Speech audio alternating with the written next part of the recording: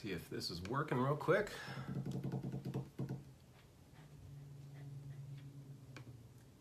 Hi, buddy. Hold on.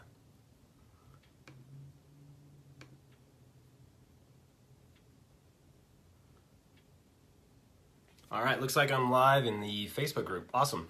Hey guys, this is Coach Chris. It is 3 o'clock here in Denver, Colorado, and it's been an awesome week. I'm just here with my two dogs, and my youngest sister Samantha flew in from Maine last Friday, and we've been hanging out all week. Just been trying to balance the schedule this week, getting out and do some adventuring, seeing some movies, getting into the mountains, getting up to 14,000 feet, Mount Evans. Just having a good time, showing her a good time, and giving her a break from being a mom for a week. So it's been awesome to reconnect with my sister and just spend some really good quality time with her. And nice to have a visitor because it's been 8 years since she was last here in Denver. So needless to say, it's been an amazing week, and got surprised to find out that I've got an aunt, and my grandfather, my Papa John, is actually in town for a cousin's graduation. So I get to see more family tomorrow, totally unexpectedly. So needless to say, I'm feeling very thankful, very fulfilled, and just really happy this week. So I hope you guys are having a really great week too. My topic this week is, or not this week, but my Facebook Live is going to be about how you do anything is how you do everything. And this is a concept I've been thinking about for a little while now, and I was kind of started to formulate my thoughts on it when I was on hikes and listening to podcasts, and how that translates to what we do with our nutrition journeys and our training and all those little things that we do to try to stay accountable in reaching our goals. So I took some time and cleaned up my notes, and I'm going to be reading off of notes, so I apologize if seems like I'm reading off this. It's because I am, and the reason being is because I'm trying to be better. I look back on my previous Facebook Lives, and I have the tendency to just jabber on if I don't have something keeping me accountable. So something I learned about myself, something I'm trying to put into practice to be better. And this is really what I want you to be thinking about as I talk about these points and I kind of go through things, is how can you transfer these things to your everyday habits, from the big things to the little things. Stop looking for shortcuts, and ultimately improve the quality of your attention to details, because these little things can oftentimes add up to a lot of success and a lot of sense of relief, or to a greater sense of relief, and really just making life a lot simpler on you so that the process feels easier than it is. Because if you remember, nutrition and changing your lifestyle, there's very simple things we can put into place to make it work. It just doesn't mean that it's easy. So we're going to talk about how we can try to make things easier by starting with our mind and how we apply that to the everyday things in our life. So I'm going to try to keep this under 20 minutes because that's a good goal for our Facebook Lives, and that's what we're kind of aiming for. So there won't be any question answer sort of thing. I'll see if anybody asks any questions at the end of it, but ultimately my goal is to keep this concise and to the point. So let's begin. So my first topic is on how you do anything is how you do everything, is being organized. One of the most important things I think I learned in my junior high was from my home economics teacher when we were cooking food. She said, if you don't make a mess, there won't be anything to clean up. Meaning, as you clean up your kitchen and clean up as you go while you're cooking, there's nothing left to really clean up, sort of thing.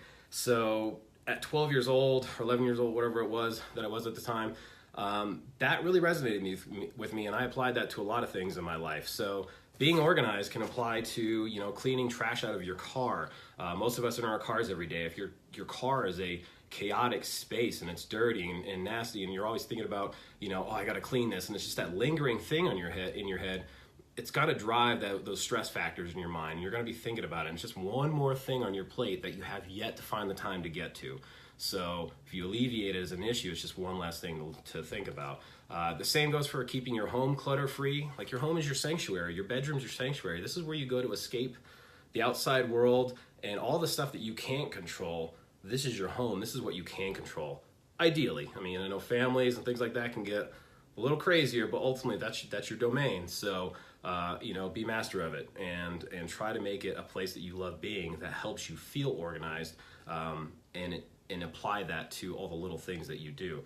And also little things like putting things in the same place so you know where they are. Your car keys, your water bottle, doing the little setup before you go to bed at night. For me personally, I put my water bottle by the door because I fill it up every morning. It's my routine. So I want to make sure I know where my water bottle is. I always walk out the door, grab my keys off my little magnetic tag, lock the door up. I never have a problem finding my keys. My wallet's always where my keys are. Those little practices that you do all the time create more commonplace habits for you to rely on, and that you really ease the stress and burdens of just everyday life. Everybody's life is chaotic. And then the other thing is like, just in general, reduce leaving messes for yourself by cleaning as you go, whether that's cooking, whether that's organizing, doing yard work, any of these things that if you take a few extra seconds to take care of it right then and there rather than saving it later, it's just that one less little thing just nagging your mind and taking your attention away from all the other things that you wish you had the time or could prioritize, or have issues prioritizing because you're always constantly thinking about these things you have yet to do. So think about taking some time and getting those things organized and seeing how that can change the pressure that you feel on you at all times. That kind of translates to planning ahead too. So the second topic, planning ahead and using what you know or what is known, what is constant, what is commonplace, and usually easily repeatable to make planning ahead better. So if you work Monday through Friday and you've got a pretty much, you've got a place that you're going to be from 8 a.m. to 5 p.m., you know how to prepare for that. That's routine, that's structured, that's scheduled, that's constant, it's fixed, right? So use those fixed elements of your life, those commonplace items, to build momentum and different little skill sets that help you out in habits and behaviors that just make all these little processes easier on you through the week.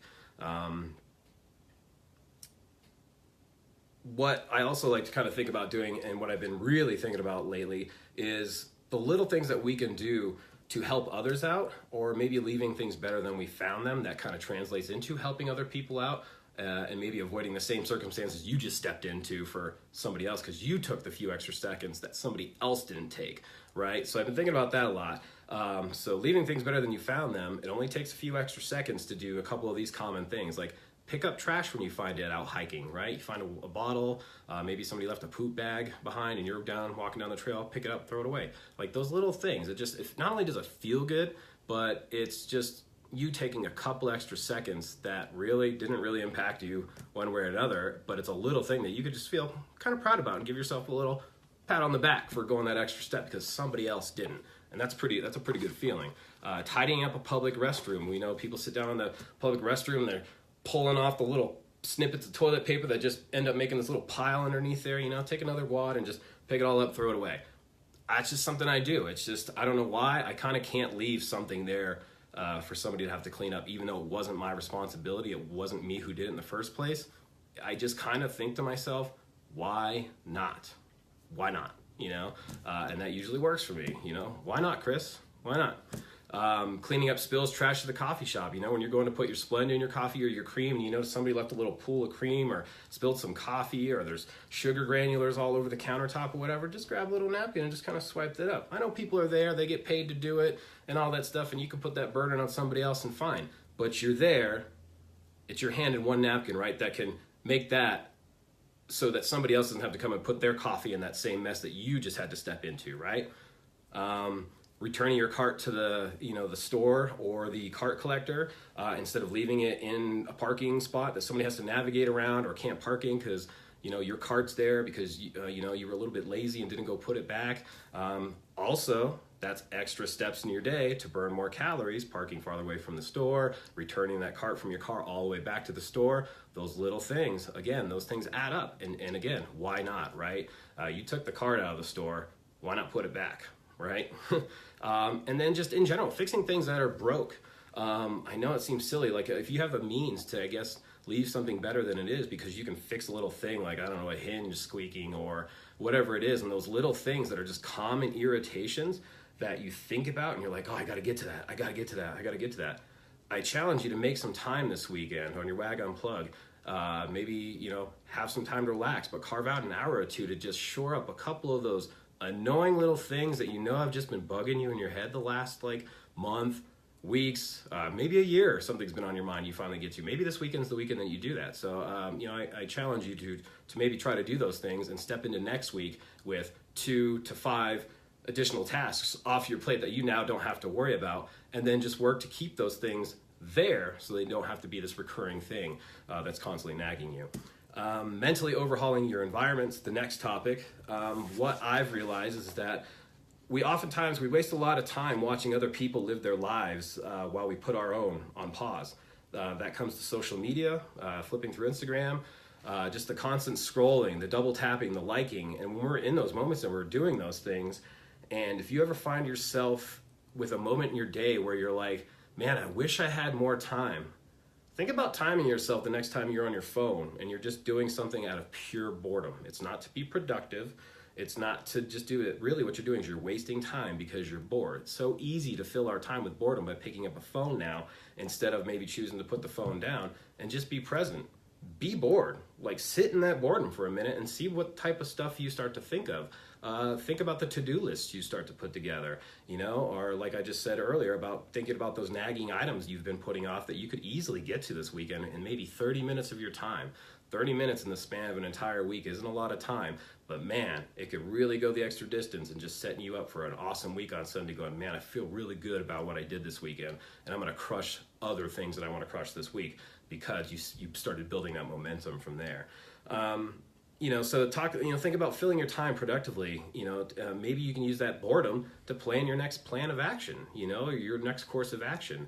And I encourage everybody to also unfollow social accounts that make you feel bad or set unrealistic expectations of happiness or push quick fixes on you for training and nutrition, right? Like, if that's your environment, that's what you're constantly seeing when you are just maybe wanting to just for fun flip through Instagram, assuming you've got all your other stuff done, right? You've got now that time, that's your time you can put towards that. Just think about those things. Like, you're seeing that stuff all the time, and without even knowing it, it's infiltrating your mind in a way. And so this stuff, these things that aren't factual, that are based, not grounded in reality, and there are all these unrealistic things that you see on Instagram from these accounts you might follow. Think about just hitting the unfollow button, or maybe taking a break from watching all the lifting videos and all the nutrition stuff you follow, because I know sometimes that can just make your world a lot crazier. So it's good to kind of like vary those things and change those things up to what you constantly have, right? We choose the environment. We choose the stimulation that kind of comes at us, news, entertainment, and all that stuff. Like, we kind of live in our own bubbles. So be okay with stepping outside of that bubble or breaking out of your comfort zone a little bit by mentally changing or overhauling your environment and the way that you spend your time doing things. And you might find that you have a lot more time on your hands than you really think you do, or you assume you do, or is perceived. I know for me, one big thing, there was a certification I was going after and a bunch of books that I wanted to read. And sorry for being so graphic, but one day I was sitting on the toilet. We all do every morning, and you start your day with your phone in your hand, sitting on the toilet. Next thing you know, 10, 15 minutes has gone by and you've done nothing but just look through social media, check your email, or do whatever things, and you delayed starting your day. And so that's what I found myself doing over a year ago.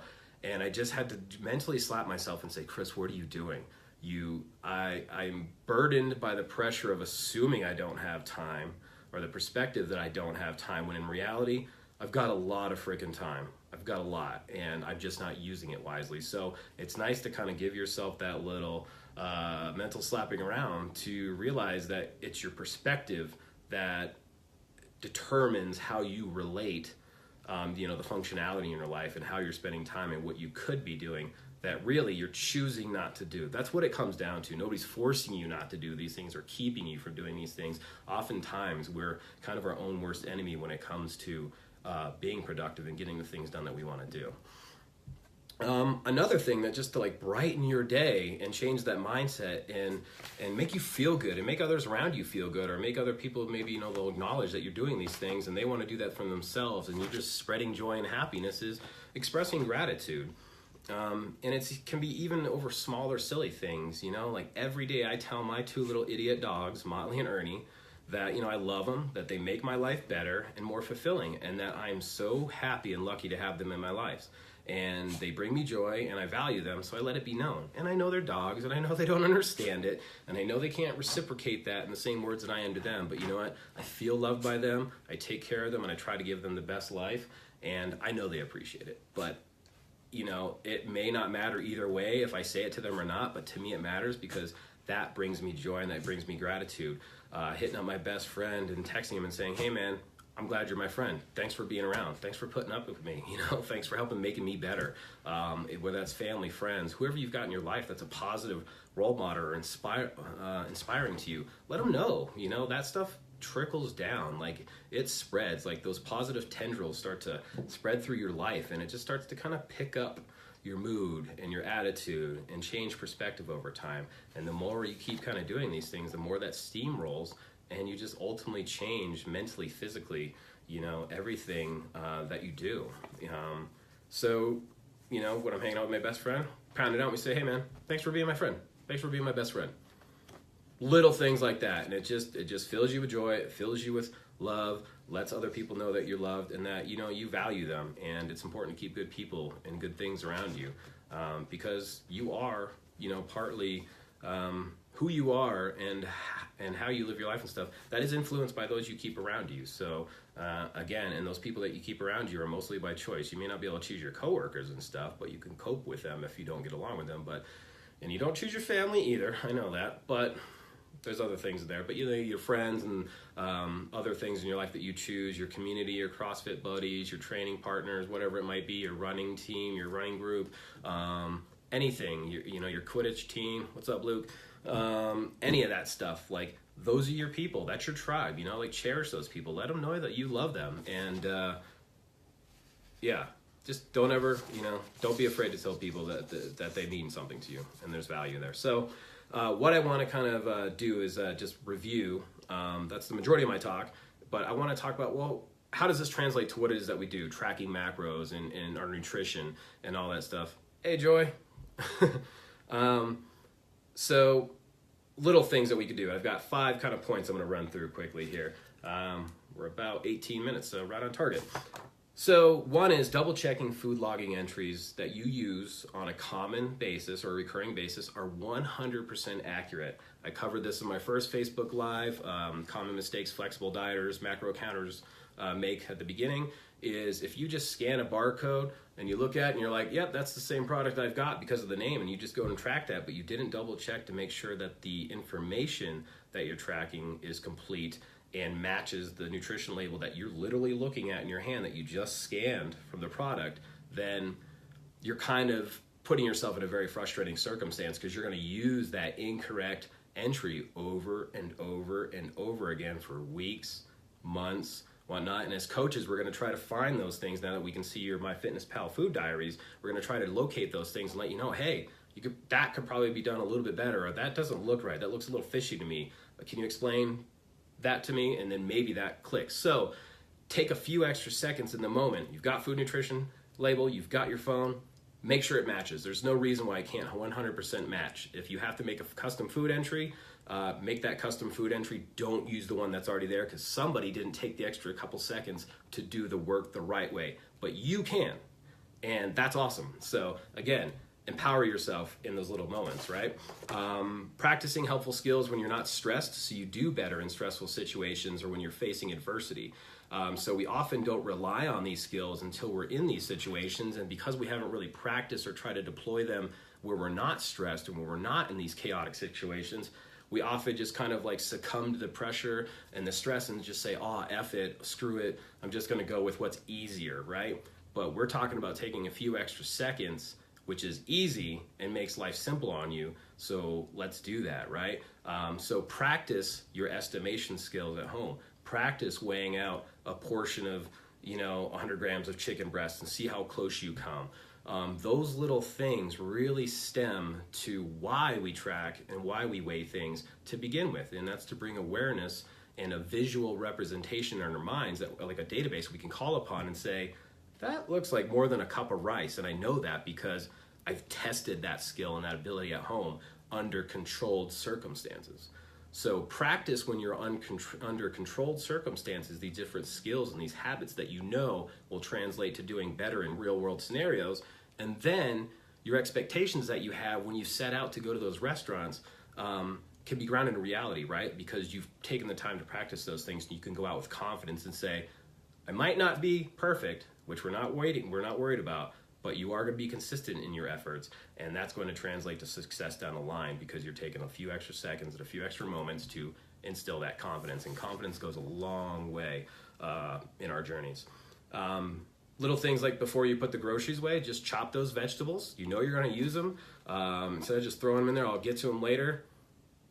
10 minutes. You can chop up all your vegetables and put them in baggies or freeze them or whatever it is you need for the week. You could take a package of chicken breast and put a chicken breast in an individual Ziploc bag, toss that in the freezer so you're only pulling one at a time if you need, instead of defrosting a bunch of chicken that you're not going to use necessarily. And maybe start prepping since you've got that stuff out and you're already kind of chopping that out. Maybe think about, well, what's a quick meal I can make, and I can food prep to make 5 meals for 5 days of the week, right? So maybe that's getting your breakfast taken care of while you're kind of there and you're like, well, I've got an extra 20-30 minutes to do that right now. And then you can sit down and just feel good. You can feel relaxed. Maybe you can get to those other tasks you've put off. But nonetheless, you're entering the week feeling pretty good that you took advantage of that time that you have and you used it productively. Another thing is, we're often going to find ourselves eating out. And so it's a good idea to be prepared for those situations of what what is commonplace, what is realistic is going to happen, because based on what your habits are going to be. Think about creating entries for all those go-to meals and treats that you like from local restaurants or the bakeries or whatever those are, right? Take the time to research those things at home. Find a good enough kind of place, whether it's something that exists in MyFitnessPal for it, a direct entry that you can find based on information available. Maybe break down an entree and create it as a saved meal that you can just manipulate the quantities of easily. But you're putting the groundwork in by having these things established up front already that you're going to rely on. Quick case in point, and I've said it again, Torchy's Tacos from Austin came to Denver over 2 years ago. I knew it was coming. I knew I wanted to try it out. I went online to their menu. I plugged in all the tacos that I knew I was going to like and want to try. So I plugged those in as tacos that I know are 100% correct because I went and put the work in to do it, and I can rely on those entries now, and I'm not relying on anybody else. I'm relying on the information that Torchy's provided, and I'm setting myself up for an expectation that I know is likely going to happen. I'm going to go to Torchy's when it opens. I'm going to try it, and instead of going in and staring at the menu wondering what I'm going to want to order while I'm in line, I'm good to go. I know exactly what I want. I know exactly how it's going to affect my day, and I can plan ahead. So do the same. In all those places around your house, your work, your office, your gym, where you find yourself most often, look at those restaurants and places that you often go to, Chipotle, the sandwich shop or whatever. Plug all those things that you're going to rely on that might be a good quick fix for you, which there's no problem with. Just have it ready at the ready so that you're not struggling and clamoring to go find what it is, or if you can fit it, you've already got it done. You can just relax and be a boss about it and just crush it. And again, on that same level, is plan ahead for those most chaotic, stressful parts of your day. If you wake up and mornings are crazy because you've got very little time to wake up because you like to sleep in, or you've got to get the kids to school or whatever it might be, that's your most chaotic time. The time you can spend the night before to make the morning easier on you, again, goes the distance, right? So think about planning or plugging in your first 2 meals of the day and having those ready to go. So when you wake up, you can stay focused on your morning routine, brushing your teeth, showering, getting dressed, letting the dogs out, getting the kids to school, whatever it is, and know that all you got to do is eat. You don't have to cook it, or maybe you got to microwave it, or maybe you do, but you've got the components in place to make that happen in less time rather than the 30 minutes it might take from start to finish. You can condense it down to being ready and get it done in 10 minutes instead.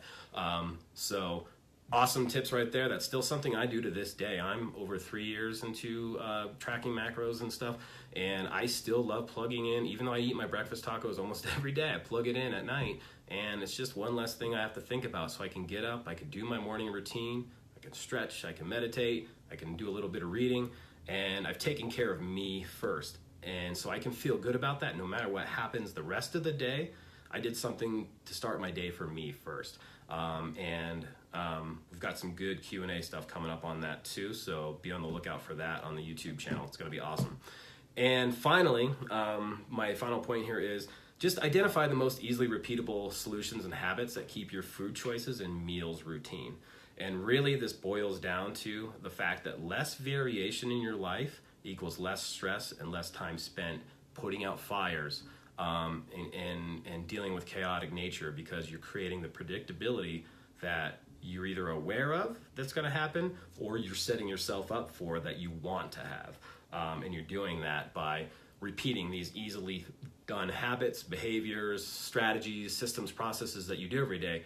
It's just a matter of just deploying them each day, and those just become second nature and habit to you, where you don't even have to think about it after a while. You're on autopilot. It just goes. Like, we don't think about walking anymore, right? We just put one leg in front of the other. It's not like you have to constantly sit there and think about it like, oh, I wish I could take care of that, but I got to focus on walking right now, right? We don't do that because it's second nature. So you start to build up those things that are second nature, and it's just empowering, and it just boosts your mood, and you just feel awesome. So my final thoughts on how you do anything is how you do everything is generally think about this. So think about anything you're generally lazy about, that giving a few more seconds or minutes of thought or effort can make a world of difference, and help you apply that to multiple areas of your life. Again, those tendrils are going to spread, right? So I don't know where I heard this quote from. It's not mine. I don't think it is anyway. I want to say I'm pretty sure it's not mine. I got it from somewhere. It's probably listening to a podcast on a hike or something. I jotted it down real quick. I wish I would have referenced it. But the quote is, or the saying is, you can't be committed to your bullshit and to your growth. It's one or the other, right? And that how it comes down to how you do anything is how you do everything. If you take shortcuts on one thing, you're probably likely to take shortcuts somewhere else in your life. If you don't take a few extra seconds to do the easy little things, you're probably not going to take a few extra seconds to do the big things. So think about how that translates to your life. I challenge you to take a little bit of time this weekend and catch yourself on your BS when you say you don't have time, but you have time wasting it doing something unproductive. Challenge yourself to do something productive this weekend. 20 minutes, 30 minutes, an hour out of your day. This is your life. It's your quality of life. It's your happiness. It's your health. It's worth it. I promise you. And you have nothing to lose. So I dare you. I dare you to go try it this weekend. So hope everybody's having an excellent week and has some great plans for WAG Unplugged tomorrow. Take care of yourselves, and we'll talk again soon. Bye, everybody.